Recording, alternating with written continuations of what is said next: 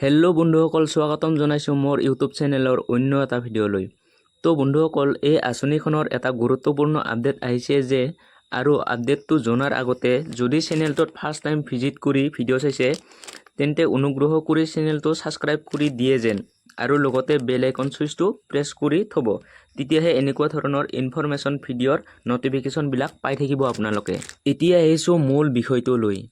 যিসকল কেণ্ডিডেটে মুখ্যমন্ত্ৰী আত্মনিৰ্ভৰশীল আঁচনিখনত চিলেক্ট হৈছে, সেইসকল কেণ্ডিডেটক গুৱাহাটী খানাপাৰা খেলপথাৰলৈ মাতি আছে।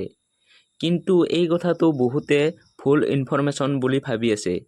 গতিকে এই কথাটো ভুল নে শুদ্ধ হয় জানিবলৈ ভিডিঅ'টো স্কিপ নকৰাকৈ শেষলৈকে চাই থাকিব আৰু বুজিবলৈ চেষ্টা কৰিব আপোনালোকে। বন্ধুসকল, এই কথাটো 100% সত্য হয়, আৰু যিসকলে এই আঁচনিত চিলেক্ট হৈছে তেওঁলোকক আজিৰ পৰা ফোন কৰি নাইবা কণ্টেক্ট নম্বৰত নাইবা হোৱাটছআপৰ যোগেদি SMS দি গুৱাহাটীৰ খানাপাৰা খেলপথাৰত 30 ছেপ্টেম্বৰ তাৰিখ সোমবাৰে মাতিছে।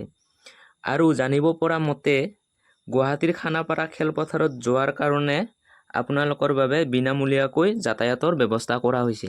আৰু 30 ছেপ্টেম্বৰ সোমবাৰ দিনাখন গুৱাহাটীৰ খানাপাৰা খেলপথাৰত মুখ্যমন্ত্ৰী আত্মনিৰ্ভৰশীল আঁচনিৰ আৰ্থিক অনুদানৰ আনুষ্ঠানিক বিতৰণ কাৰ্যসূচী অনুষ্ঠিত কৰা হ'ব।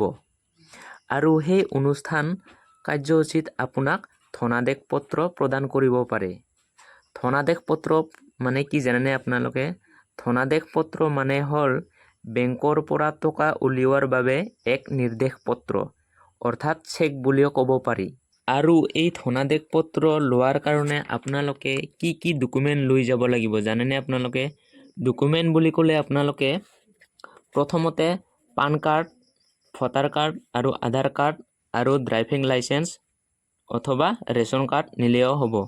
তাৰপিছত 2 নম্বৰতে মুখ্যমন্ত্ৰী আত্মনিৰ্ভৰশীল আঁচনিৰ একনলেজমেণ্ট পত্ৰ এখন লৈ যাব লাগিব, অৰ্থাৎ যিকোনো এখন এই মুখ্যমন্ত্ৰী আঁচনিৰ কাগজ লৈ গ'লে হ'ল আপোনালোকে।